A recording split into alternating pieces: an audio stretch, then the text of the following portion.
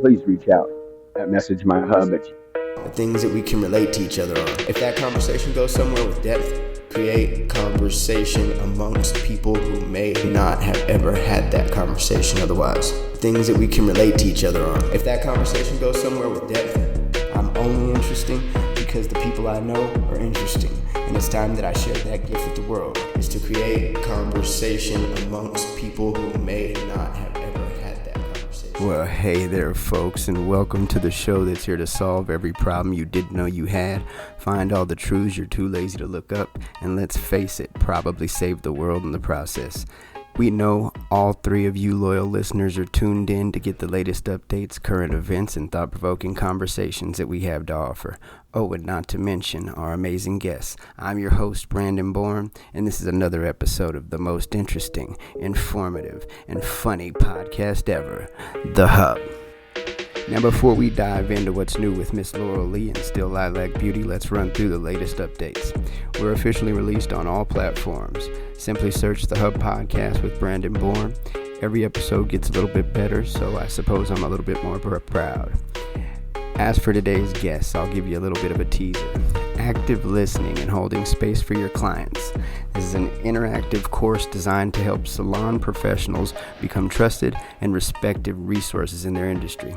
By building lasting relationships with clients based on trust and mutual respect, they cultivate customer loyalty and increase sales in their salons. I, for one, believe that these truths hold to be self-evident, even in my industry, or any industry for that matter. What I'm curious of is what type of a teacher she is. Is she a Ref Ramsey type, like get off your ass and get it together? Or is she more of the nurturing type? In my estimation, it's probably the nurturing type, but a gentle nudge never hurt anybody in the foraging process.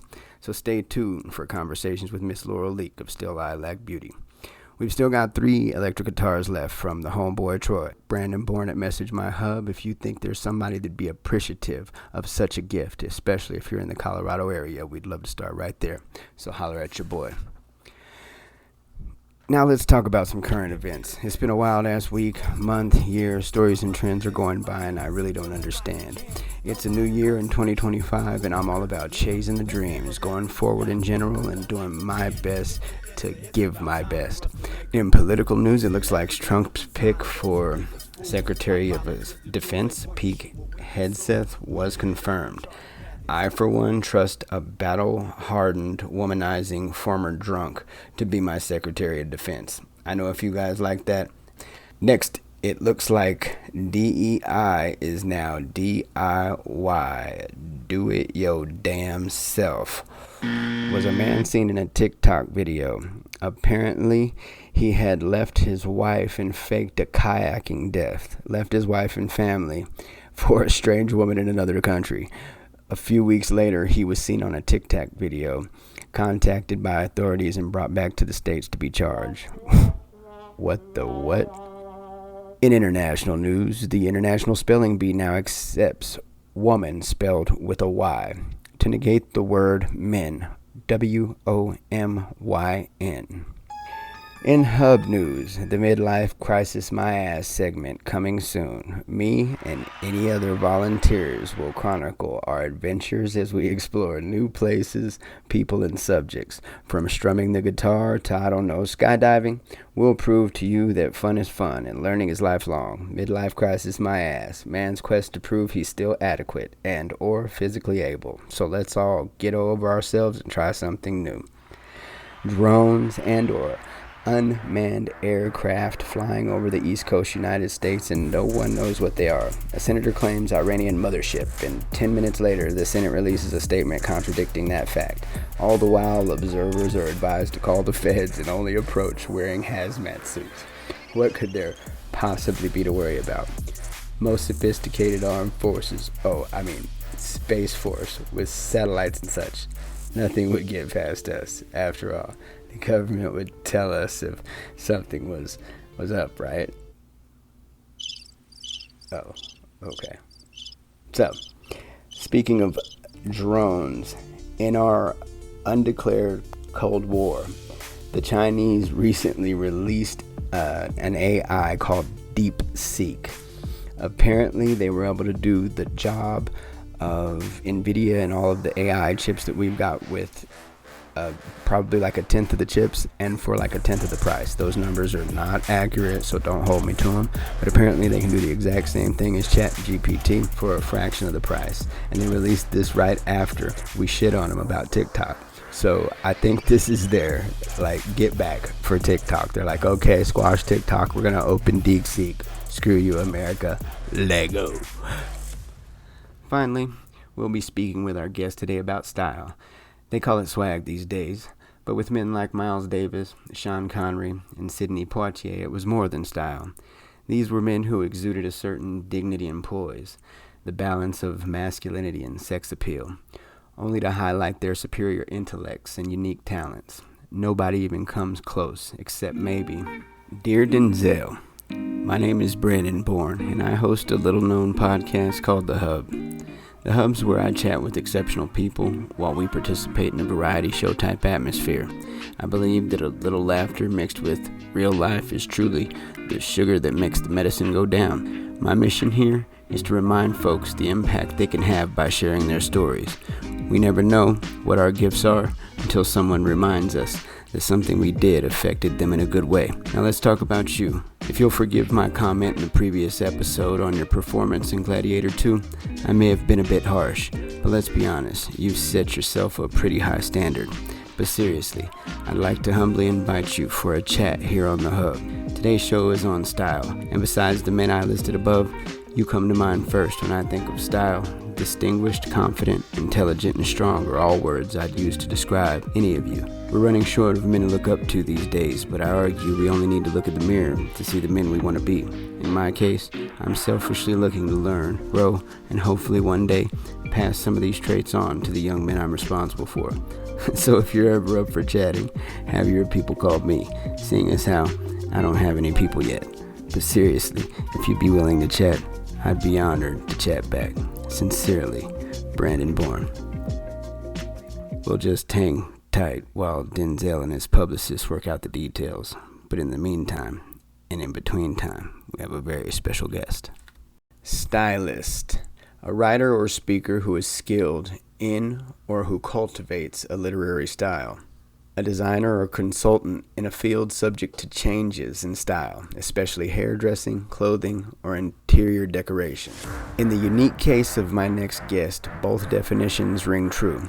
Her wealth of knowledge, mixed with an awesome personality, helps build your business on the Beauty of Boundaries podcast. As an independent salon educator, she teaches active listening and communication skills to salon professionals. If that's not enough, next time you're getting your hair did, you can read her book on how to talk to your hairdresser. She's a practicing stylist and esthetician and still manages to make time for us here at The Hub. I'm so grateful to introduce you to the lovely person to my right, Miss Laurel Lee. All right, Laurel Lee, starting with your book, How to Talk to Your Hairdresser. What inspired you to write it? And what do you hope are some of the takeaways for clients looking to improve communication with their stylist? Well, I wrote it because I really just wanted to help people understand the language of my industry. There's rules and there's language that we use, and that's kind of how it started, was just thinking about all the words that we use to describe things and just silly things like frazzly, but like we know what that means, you know? Fried and frizzy, it's like frazzly. Is frazzly like a technical term? No, but like if you said that to a hairdresser, they'd be like, yeah, I know what you're saying. So, so I just wanted to help the general public, people who go to salons, understand what the hair rules are, how things work, the etiquette that goes on in salons or should go on. And the book itself has poems, stories, and just there's some silliness. It's kind of cheeky, like wink wink. But it's meant to be cute and silly and informative all at the same time. Well, if you haven't heard this show yet, it's all kinds of wink wink, goofy. I'm all about that. So you mentioned etiquette and poems. What are some of the etiquette in a salon? Now, is this from the owner aspect or from a client aspect? Like, it's Both. I mean, I would say two things that are coming to mind right now for salon etiquette is like bringing little kids to the salon. Right. Things like that, where people aren't really thinking about the other people that are in the salon and the experience that they're trying to have. So if you work 80 hours a week and you have this crazy schedule and then you go in and there's a 2-year-old sitting next to you screaming while you're trying to get your hair done and relax, you know, it's things like that type of etiquette. Just kind of knowing when and where, what's appropriate, what's not. Right. And that's interesting because some people would take that wrong and think, you know, hey, that's kind of rude that you would say to keep your kid out or something like that. But it's like, if you want the best service or the best experience, I mean, that's what people are coming for. And, you know, that's just consideration. That's not rude at all. That's just a person being considerate. Yeah. And there are kids salons that you can take your kids to. Like, you don't need to take your 2-year-old to a fancy salon where people are spending hundreds of dollars to get their hair done.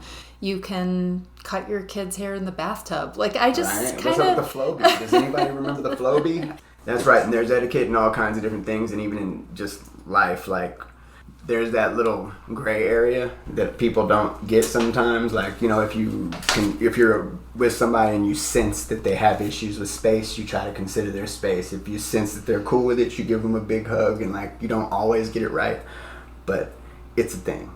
Yeah, it's absolutely. Totally a thing. Yeah. How do you get, like, poetry and stuff involved? Well, I have been writing poems since I was about 8 years old.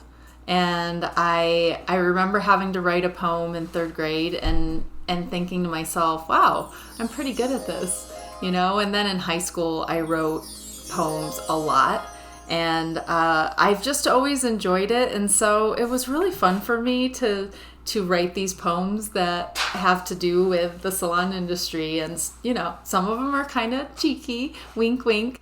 And some of them are really sweet and really, you know, encouraging. And I don't know, there's not that many poems. There's just a few, but they're pretty fun.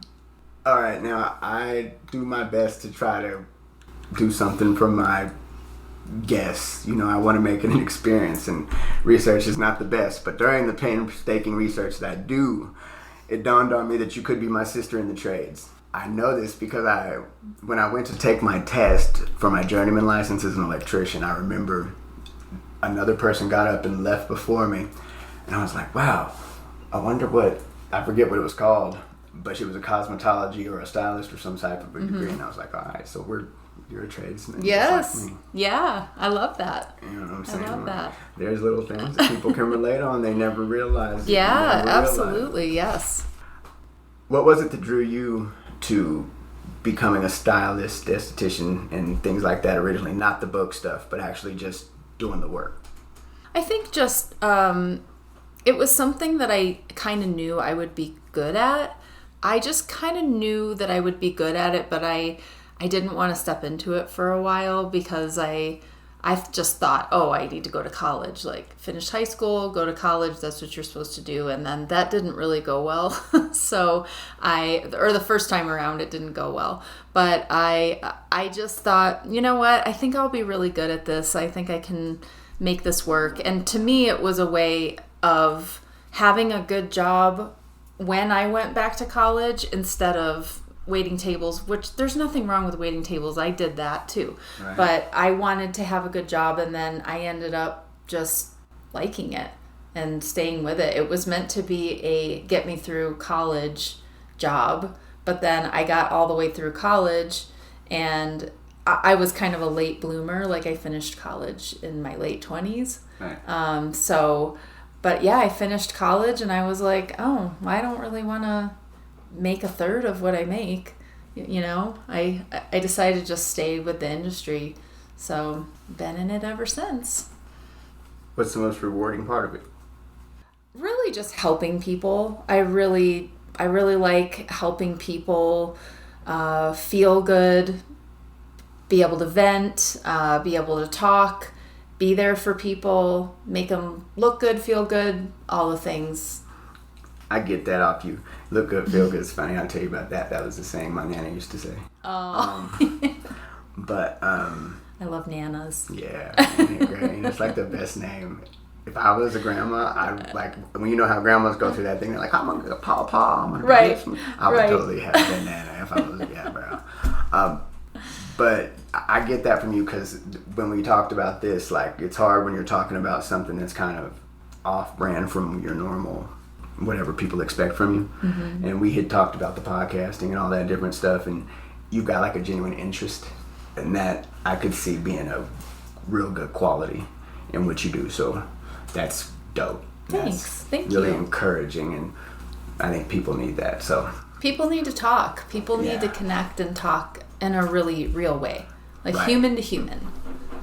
Right, in a real way. There's a cat at my church. He's a barber, and I invited him on the show, and he was kind of taken aback. He's like, "Why me? Like, what? I don't do anything." I'm like, but he told me the story of how he became a barber, and like, he's like, "Yeah, I was just cutting kids at church, and then I did other things and this and that, and then they gave me money and blah blah blah." Like, it was like so organic, and like you, like, I don't know. In my mind, I saw him being an actual cat for just a second. I was like, "Oh, he's a cat?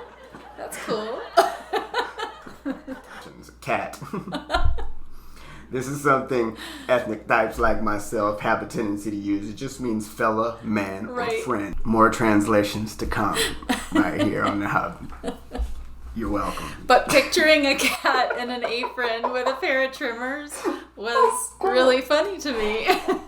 Okay, we'll move on. No, we won't. No, we won't, because now we're close to Christmas. Like, if I get him an apron for Christmas that has a cat with an apron cutting hair or a shirt. That sounds amazing. We're working on something. We can work on this. I love it. We come up with some really great ideas here. We've mentioned communication as being one of the most important things. It seems like everything you're doing is kind of gauged around communication. Mm-hmm. What do you think's the most important communication skill? I have 3 in mind, and these are all things that I teach in my course. Self-awareness, self-management, and active listening, and they kind of all go hand in hand. So if you're self-aware, then you are tapped into how you're feeling and what you're bringing to the table. So you come in to do your day behind the chair, and you had a fight with your partner the night before, and you're like, I'm not really feeling like I'm not in a good place, but you kind of have to put on a happy face and get through your day. And I think just that awareness of knowing, like, maybe I can't give 100% of what I would normally give, and giving yourself that room to be like, I'm going to give 80, and then the second part is self-management, and that's keeping yourself from saying things that you don't need to say. If somebody is, say they're, I'm going to say cat, because that was just the animal that came to my mind. Say their cat died. Now, this isn't a man. This is an actual cat. Just a cat. Just a cat. Just a house cat. Literal calico cat. Little house cat. So the house cat dies, and you want to say, well, you could get another cat, right? Like, self-management, keeping yourself in that place of, I don't need to try to fix this person. I don't need to say everything that I'm thinking. I can just be here for the person. Right. And then the active listening, that goes into what that person needs on an emotional level, but really more professionally what they need, right? Right. What they're there to see you for, and really listening and repeating back, and all of those skills. So I would say that it's a trifecta of those 3 things. On the flip side, what would you say is a misconception about the industry or stylists in general? I would say the biggest misconception is that we know how to do everything, and that we know how to do everything well. There are a lot of different services within the industry, and some people are really good at doing rainbow colors, right. Bright colors, which I am not good at that. Some people are really good at balayage. Some people are really good at basic highlights. Some people are really good at bob haircuts. And some people are terrible at men's haircuts. Some people are, you know what I mean? It's all over the place. And I think there's a really heavy amount of disappointment that comes with these expectations from clients that they're going to walk in and we're going to be like, yeah, I can do that. And you want to please them. So even if you're not good at it, you still try, instead of being like, you know what, my friend Amy is much better at that. You should maybe see her instead.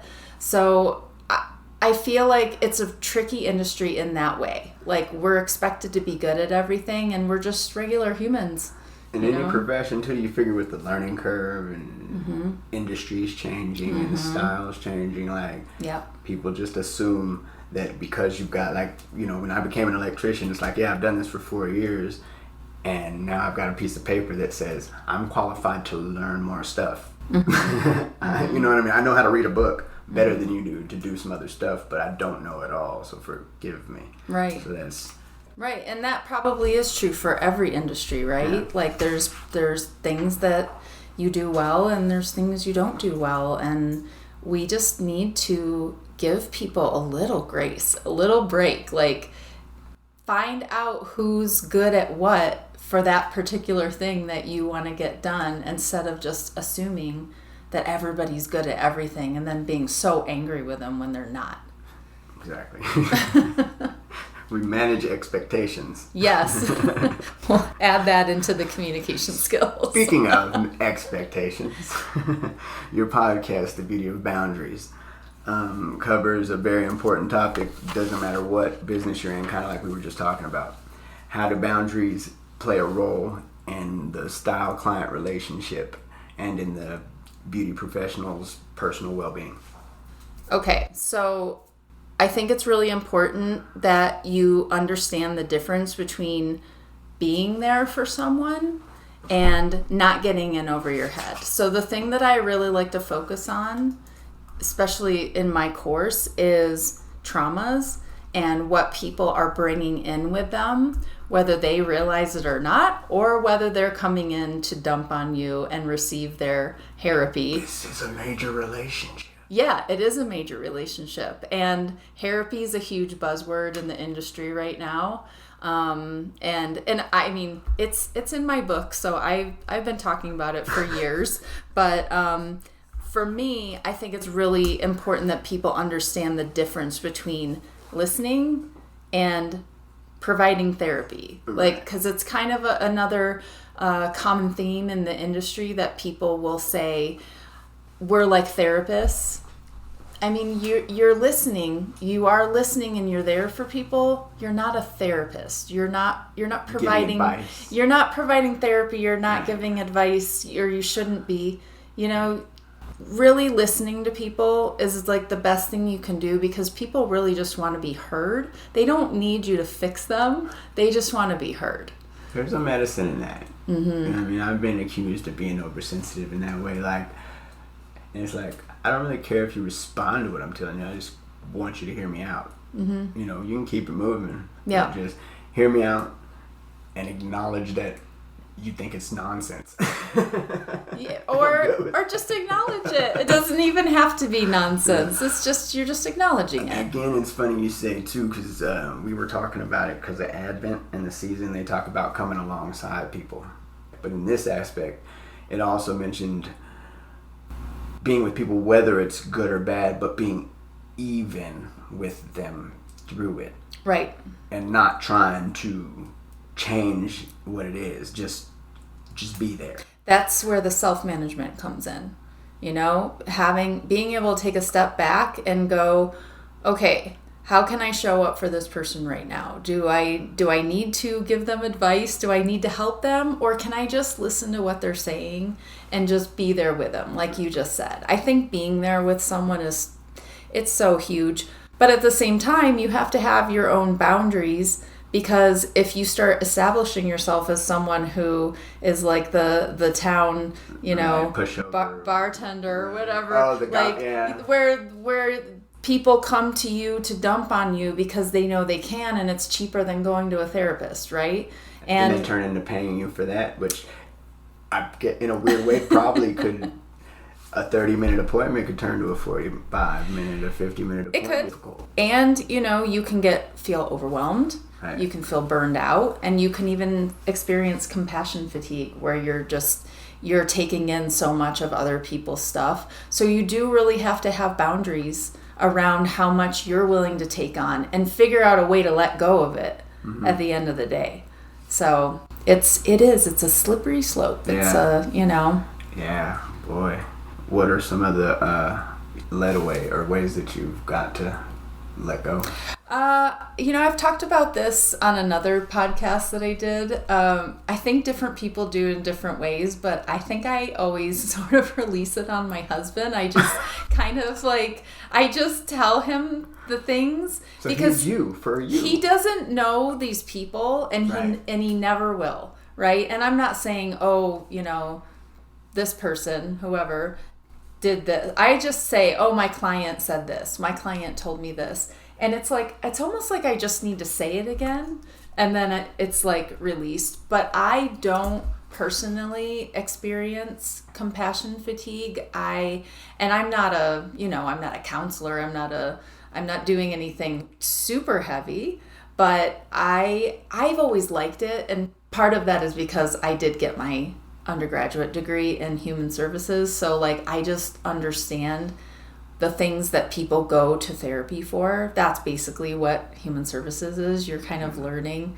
what gets people into therapy, the things that happen to them. Okay. And so I feel like I have a really good, solid understanding of what happens to people in their lives. And I just know what to say and what not to say. And I think knowing what not to say is actually more important. That's one of the things I always have a problem with, that Men Are From Mars, Women From Venus book I read once, and I remember there was one chapter called something Mr. Fix It. And I was like, man, I know where this is going. I'm that guy. I'm that guy. They can't not say, hey, well, that sucks, but what you need to do is. Right. Exactly. I think it's a common American cultural problem that Americans tend to want to silver lining everything. I'm using that as a verb. That's a Brene Brown quote I'm stealing, but we try to put a silver lining around everything, and we're just if I just say this, then I can fix it, and then we can move on. You can just get another cat. It's no big deal. Instead of being I'm so sorry that you lost your cat. That must be really hard. It's hard to lose a family member. It's a family, whatever. There's better things you can say than trying to minimize someone's pain. How do you keep motivated? I just really like helping people, and I think that's the biggest motivation for me. My book, for instance, I'm editing my book right now, and I'm going to do a second edition. And it'll be basically the same messages, but a little bit updated with the changes that have happened since 2021 in the industry. Ultimately, I want someone, let's just say a random lady, to pick this book up and go, oh, I didn't know that if you put blonde color from the drugstore over black hair that it's not going to do anything. I didn't know that. It's just it's all the stuff that hairdressers know. I'm not reinventing the wheel at all. I'm just kind of trying to make the general public understand what it's like for us, what the salon is like, how it operates, and the little things you need to know to have a better experience. When it comes to feedback and stories, are there any memorable stories or experiences? Oh, gosh, so many. It's almost like I have to narrow it down to topics. Fair enough. If you can throw a topic at me, I can probably come up with it. Oh, feedback stories, or maybe where you helped someone, situation where you were actually able to affect an outcome. Okay, I'll try to keep it quick. But the story that I like to tell, especially when I'm teaching my course, is it's about the active listening and the self-management and all of the things I was talking about before. I had a woman, this was probably like 15 years ago, and she came in and I had never done her hair before. She had a long appointment, a 2.5-hour appointment. And the first thing she told me is, I had a baby a couple months ago. The baby died. The baby died like 2 days after it was born. That's heavy. It's very intense. Very, very intense. And Told you. I'm happy that I knew what not to say, first and foremost, from my education in human services. So I wasn't going to say, oh, are you going to try to have another baby? Right. You know what I mean? Like, this is a crazy trauma she just went through. Crazy. And that would be a go-to. Somebody would say that in good heart. 100%. Absolutely. And they wouldn't think they were saying anything wrong.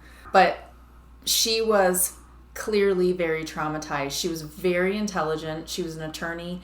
She studied and figured out all of the statistics and everything of why this thing happened and how it happened. And that was basically what she told me the entire time that she was in my chair, was how this happened, why it happened, when it happens. I mean, every aspect of this situation. And when she left, I walked her up to the desk and she said, I just want to say thank you so much for listening to me and not trying to fix me. And I said, I can't fix anything that happened. And she said, but you'd be surprised how many people think they can. And that was actually the moment that I realized I had a different skill set compared to a lot of my peers. I think that these things are things you learn over time in doing hair and working, stylists, probably nail techs, people who work face to face with other people. I think you learn it over time by trial and error. It's like a bedside manner almost. Yeah, you learn quick when you say the wrong thing. Right. Not when you to see do that it look again. in someone's face and you're like, ooh. Yeah, when their jaw drops or whatever. God forgive me. There was this girl. I was at a Denny's and we were having breakfast and the waitress came up and she had a little pooch. And I was like, oh, what are you expecting? She just looked dead in my face. And like she put her toe in, turned around on one toe and was gone. And I was just like, I never felt so awful. Like, I went through 2 pregnancies. I have 2 kids, and I've had similar things happen to me. We'll just say that. And one of the thing that I always say is, unless I have a ultrasound picture stapled to my forehead, you should never assume anything. You men, fellas, we're learning. These are jewels. Ladies too. Ladies too. I had 2 different clients ask me if I was pregnant when I was in my low 40s. I was well over 40. And not that you can't have babies when you're over 40. Right. No big deal. But I was done having babies. And I had a couple clients ask me, so when are you expecting? And I said, I'm not pregnant. And I wanted them to be uncomfortable, right. Because I was like, I'm not going to carry the weight of this discomfort. Like, right. You can carry it. You're the one who said it. Wow, we're on uncomfortable story talk now. Okay, I can't stop. I want to move, but I'm not. Keep going. Okay, Keep going. Uncomfortable story talk. So we met in a networking group. We do these thing called one-to-one meetings where you go out and you meet with someone. I went to meet with a fella, I won't say his name, that we are in our group with. We're sitting and I'm waiting for him, and there's this lady in the corner, this sweet, maybe 60-something lady. And she calls me over. She says, nope, don't tell me. Don't tell me. You're Arab. Oh. It's okay. It's okay. Stop. Don't tell me. We're going to work this thing out. Everything's going to be fine. We're going to take care of you people. Oh my God. And I'm aghast. Freaking gassed. And you gotta know my personality. I'm a jerk. I'm not a nice person. So the first thing that crosses my mind is some, half-hand retort. And I don't, though, because I'm getting better, and I didn't. And I was like, really, like, I didn't know whether to be offended or to be like, just it's funny. Or... Will you please tell me what you were going to say to her if you were in jerk mode? Minus the expletives. No, it wouldn't have been expletives. What it is that she would assume that about me, and then I spoke, and I was like, oh, I understand. And I intentionally spoke well and in English so that she'd maybe get it, and she was just like, no, and we will. And she went into this like a Malcolm X style on me, like this little old white lady went on Malcolm X status on me. It was crazy. Oh my gosh. And I was like, I would have corrected her. I'd been like, no, man, I'm actually this, but I appreciate you taking up my, the mantle for me and my people. I'd have probably said something like that. Yeah. Instead, I said, thank you. I appreciate your support. That's pretty good. That's pretty good.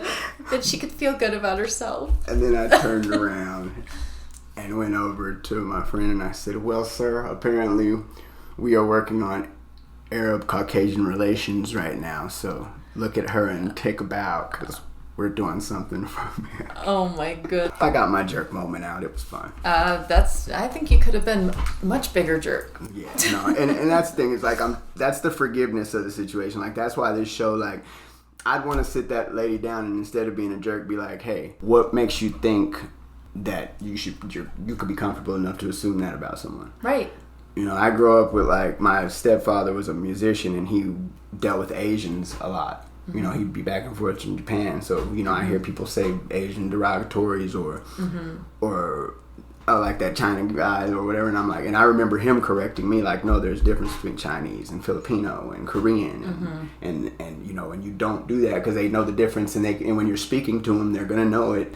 And it's like, it's like you actually, like you said, it's just doing the right thing. It's not, you're not meaning to be rude, taking it that other step or saying something to that person. You're just knowing that in your ignorance, I will stop here. Right.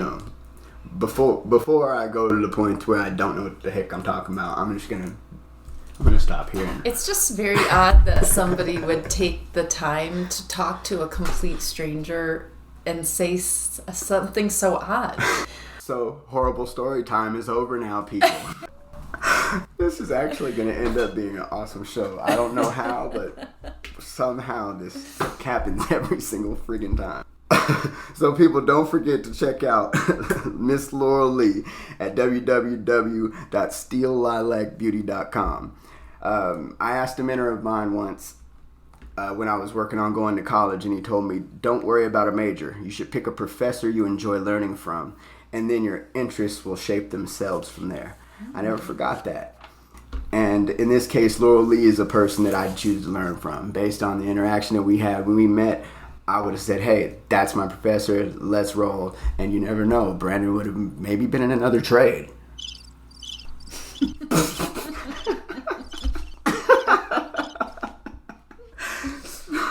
My goodness. Game recognized game. So speaking of game, this is the part of the show where we break for a bit, only to return and play a game that you all love so much, free time. Our guest will choose exactly how we spend the next few minutes of the show. We've got 3 options: freestyling, a poem, or a rap based on a random topic.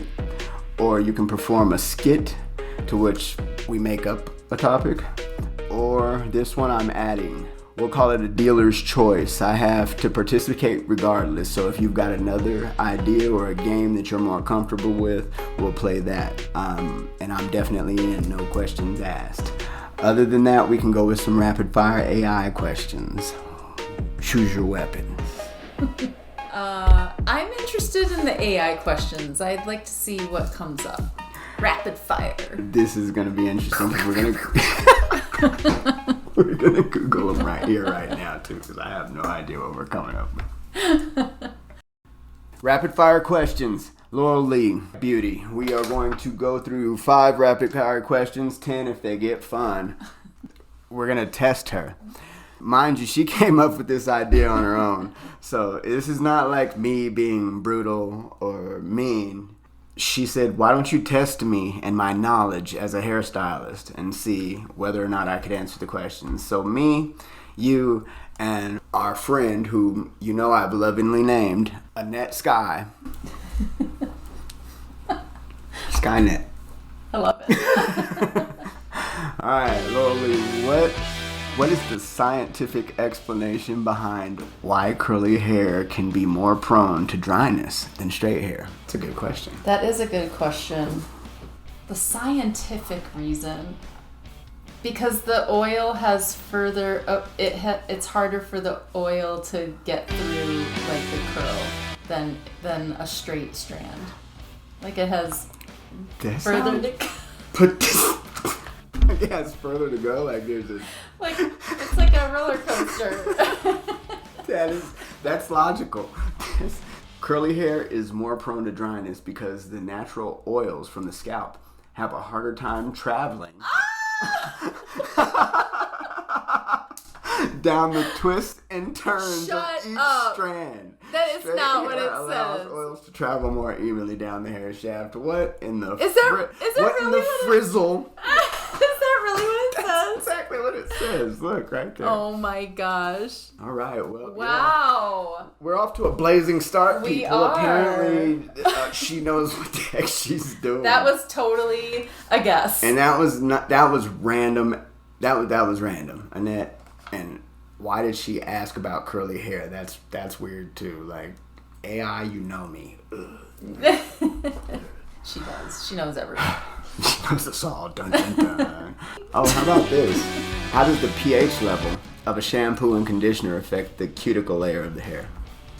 The pH level will affect the how much the chemical will go through the what am I trying to say? If the pH is healthy, the chemicals can enter through the cuticle, the holes. The thing goes through the stuff and the things go through the things, and then the things make it happen. Pores. Are they pores? Yes, pores. Yes. Is that what they are? Yeah, basically. Yeah. Because Or it's porous. porous type. Yes. There you go. See, we're scientists. We got it. Get it. And was I right? I think so. The cuticle layer of hair, the outermost layer, is made up of overlapping scales. Hair is naturally acidic with a pH of around 4.5 to 5.5. Shampoos and conditioners with a pH closer to this natural level help keep the circuit smooth. That was unnecessary. The point is it results in shinier, healthier looking hair. So products can lift the cuticle scales, leading to frizz. Right. See, I was thinking more in terms of like chemicals going. I was thinking of more color, and you did say shampoo, so I wasn't listening. So yeah, Active listening. Active listening. There you go. See, we're always learning. We're learning things. Okay, give me another one. Can you explain the process, speaking of pores, can you explain the process of hair porosity? Yes. And how it impacts the way hair absorbs moisture? Yeah, so products. This is basically what we were just talking about. Right. You have pores in the hair, and if the hair is porous, or like the pores are big, it's going to absorb more of the product into the hair. If the hair is not porous, or like it's been stripped, then the products are going to sit right on top of the hair strand, and it'll just kind of slide off. It won't stay on. Yeah. So that's the type of hair that has its own pore. Or it's the type of hair, or it's the amount of damage. Or how you treated it. Yeah. Damaged or not damaged. That's insane. Based on color, bleaching, all those things. How'd I do? You did perfect. So we'll move on. Why do certain hair types, like fine or low density hair, struggle with volume even after a haircut?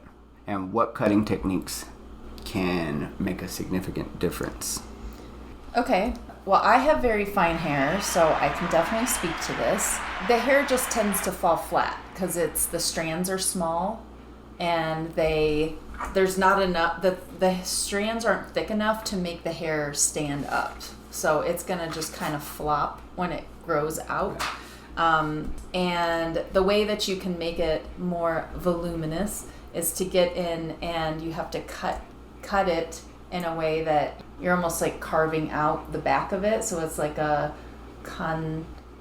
Is that when I've seen them go in with the scissors and do the little getting in there and actually like it doesn't make sense to most people, but like using thinning shears, thinning tools, and razor and stuff like that will actually give it more texture, and then it'll have more volume. There you go. See, we've had a therapy session. Hair-apy. A hair-apy session. We've learned all kinds of neat stuff. I'm officially probably like a stylist now. Oh. Yeah, you like that? I like that. I did that. Well, I appreciate you. What a trooper. Back with our guest, author, educator, and stylist, Laurel Lee. Steel Lilac Beauty is your business name. What's it stand for? A little bit. I used to do what's called microblading. It uses basically razor blades and ink, kind of similar to a tattoo situation. So I was trying to think, how can I have an organic salon and be doing this other service that uses these tools, these steel tools. So I was getting a massage one day, and Steel Lilac popped in my head, and I was like, I like that. Then I ran during COVID, I ran 5 salons that were in assisted living communities. And so Steel Lilac kind of worked for that too. Yeah. It just kind of fit in with like the elderly, thing. So The steel, I would have never thought that. I would have never been able to pull actually steel is where you got that from. Yeah, we use a lot of steel in my industry. Because when I think eyebrows, I think those ones with the little twists that can do eyebrows. Oh, yeah. Yeah. Looks like it hurts. Yeah. Beauty hurts. Why does it all hurt? It's painful to be Oh beautiful. my goodness. Oh my goodness. I'm glad to be just handsome. What's one piece of advice you'd give a beauty professional that's just starting out in the industry? Probably to stay humble, to ask questions, be willing to learn, and to know that you're going to be at the bottom of the totem pole for a good few years. I think that when you go through school and I was this way, you get out of school and you're like, I'm awesome. I can do everything. And I'm great at everything. And you're really not. Really, really not. Like it takes a long time. It takes years and years and years to get good at your craft. And like we said before, there's so many aspects to this craft. You've got the craft itself. You've got the styling. You've got the cutting. You've got the coloring. You've got the highlights. You've got client relations. You really have to give yourself time to learn all of these aspects. Right, and you'll eventually get better at all of them, and maybe not all of them. Yeah.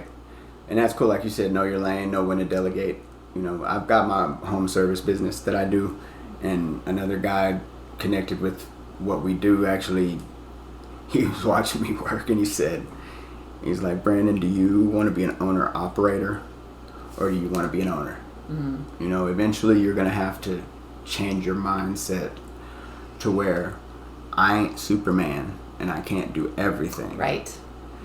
I have to, pick somebody that's able to do this, that's probably better at this than me, that can get it done faster. It might cost me in the front end, but in time it makes up for it. So it's funny that every single thing you talk about is like, I've had it in either an electrical issue, like being an electrician, or in business. So. Yeah, I think all the industries have connections, similarities, and it's community. Anywhere you go, it's like we need that. Like you were talking about, sometimes you need that little place to go vent, or just to shoot the shit, or be around people to have a good time. So yeah, more power to it for sure. Yeah, it's fun.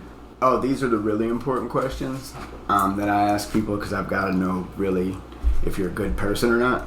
Okay. When you put toilet paper on the thing in the bathroom, do you roll it over the top, or do you allow it to go under? I'm over. Amen, sister. You hear that, people? Over. It's really the only way to go. I don't understand people. You're communist if you go the other way. Like, it doesn't even make sense to be underneath. Because then it rolls down and it rests on the floor and it touches things. And it just looks unkempt and strange. Yeah. Thanks for asking. Thank you for answering. Some people that could be intrusive. Right. Just want to, we need to clear that up. We've got to clear this thing up. There are certain things in this world that people have just been getting wrong for way too long. We've touched zipper merging. This one's for you guys in the past. I've done this in a couple other episodes. zipper merging. Do you merge in the front near the cones or in the back? I'm not an a-hole, so I merge when I see the sign to merge. I don't drive up to the front and then merge in front of everyone else. Right. But here's the thing. There's nothing legally wrong with doing that. It's moral. Okay. See, it's not illegal to do that. Yep. Because in fact, it's the preferred method, they say, of zipper merging is to go up and speed up and get in so that more people have the option to get into traffic. But I too, like you, am. And let the people in. Just let them in. I'm that person. The more you let more people in, the faster we're all going to get past the couple. Not everybody. You can't let it. You got to have the... Now, merge technique does require one, then the other, then the other. Yeah. That one I am a stickler about, the zipper merging. Oh, yeah. I don't mean like let everyone in. Yeah. But yeah, I let someone in, then you let someone in. And then, yeah. And this is what we really need here on the Hub is more guests that agree with me. Exactly. Because Brandon knows. Like, seriously. That's what the podcast should be called. That was the working title. Brandon knows. But I felt like that might come off as a little bit. Brandon is handsome. Brandon is handsome and knows everything. The podcast. How has your work with communication and active listening helped shape how you've worked with not just clients, but just in general? It has helped me personally hold myself more accountable for what I'm doing. So, for instance, I made this hair discussion form. And again, I am not trying to reinvent the wheel. It's all the stuff that we talk about when you come in and get a haircut or get a color cut, hair light cut, whatever you're getting done. We go through all the different techniques and all the different styles of cutting and where your part is and where your cowlicks are, like just the things that you would ask that most stylists would ask. You could investigate my head. But we're documenting it. I'm documenting the conversation. I'm checking things off of this list and I'm documenting the conversation, which is something that we don't do in our industry. We might write down somebody's formula, but we don't document the whole conversation that we had about what we're going to do. So this way, I take a picture of this form. Yeah, it's like a menu, and it literally does look like a menu, and I just check things off with a dry erase marker, and then I take a picture of it and I send it to them.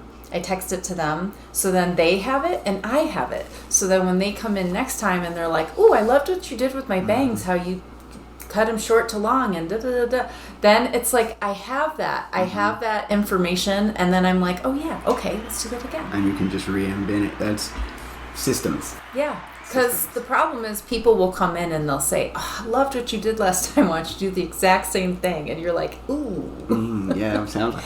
What did I do? Do people still come in with like a picture in a magazine? Like my mom used to be like, "Hey, this is Farrah Fawcett. Can you do this?" Like. Yes, except now they bring in pictures of AI.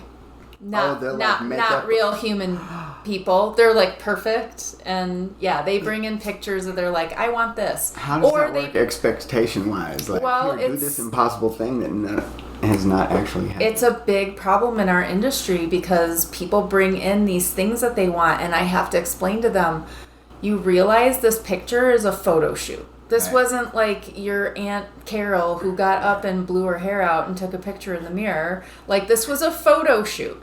Like, there were people there. There's smoke and mirrors. There's lights. There's lots of back combing and hairspraying. And they took a lot of different pictures till they got the right one. Yeah. So you have to manage their expectations a lot, because you really have to ask people a lot of questions of what they're willing to do. Yeah. And knowing people helps. So that's why, like you said before, you probably have an advantage, because that bedside manner, that consideration for other people helps you to understand their needs and I guess when and how to accomplish that. Yeah. And that's the thing. So whether it's perfect or not, what you're getting here is an experience. Steel Lilac Beauty is is overall. You know what I mean? It's a voluminous experience even. Is there? I guess you probably represent yourself better than I possibly could. Is there any up and coming events? You know, anywhere you could direct people, or any other information that you want people to get out there? The thing that I am working on right now is I'm trying to put together a live webinar. I'm going to be talking about refunds, redos, and reviews. They're 3 really hot button issues in my industry, and I want to help people get their policies in place and get their documenting of the conversations, and just making sure that there is a clear system of how we're doing things, because I think that's what's really missing in my industry. We have to dig a little deeper. It's a new world of customer service, and now you used to just be able to be friendly. The customer is always right. Now it's more accountability goes both ways. Yes. You know, when you're doing that form is not only giving you the thing for the customer and telling them what they need, that's also a way for them to know that the things you offered were accomplished. I'm so glad you said that, because I feel like the customer is always right is a really old saying. And I don't think it's true anymore, because the problem is everybody thinks they know everything about everything because of the internet, right? You look up something on Google and suddenly you know everything there is to know about this thing, or you think you do. I read this thing once, and it was your WebMD search is not equivalent to my nursing degree. And I love that so much. So I just think people really think they know more than they actually know. And they're not really open to having an expert show them the truth and the reality. So I don't think the customer is always right. I think they're wrong most of the time, actually. And customers out there, you should be, because there's a reason that you're going to a professional, because you want somebody that can do it more correctly, more quickly, and more efficiently. And that's the reason that you leave it to us. There's a saying that I've heard recently on another podcast, and it's, that used to be the customer's always right, but what you have to remember now is simply that the customer is always the customer. And I've noticed that if you put things to people correctly, it really doesn't matter whether it's good news or bad news. Integrity and honesty go a long way. Before we wrap things up, let's talk about some exciting events coming up. We are now available again everywhere you listen to your podcast. Subscribe, follow, or just listen and enjoy. As for our terrific guests today, SteelLilacBeauty.com is where you can learn more about the importance of your relationships relative to the income, business, beauty, and all that good stuff. As for those of you tuning in for the first time, welcome. A sincere thanks if you're back for the second or third time. You are very much appreciated. Stay tuned. You should listen to Brandon's podcast, because his voice is like butter. He's as handsome as Superman, and he loves cats. And knows everything. And he knows everything about everything. Amen, sister. Thank you so much. This has been so fun, and you've been such an awesome guest. I really do appreciate you. And screw this piece of paper. This has been an awesome interview, and Laurel has been exactly what I expected. Very pleasant guest. But in the meantime, remember, take it light, and it won't ever get too heavy. Be peace spreader. It may have been a mistake to grab a mic again. I'm finally facing my demons and feeling right again. No lie, embracing the truth about who I really am. Let's never let mediocrity rule our life again. It may have been a mistake. The Hub.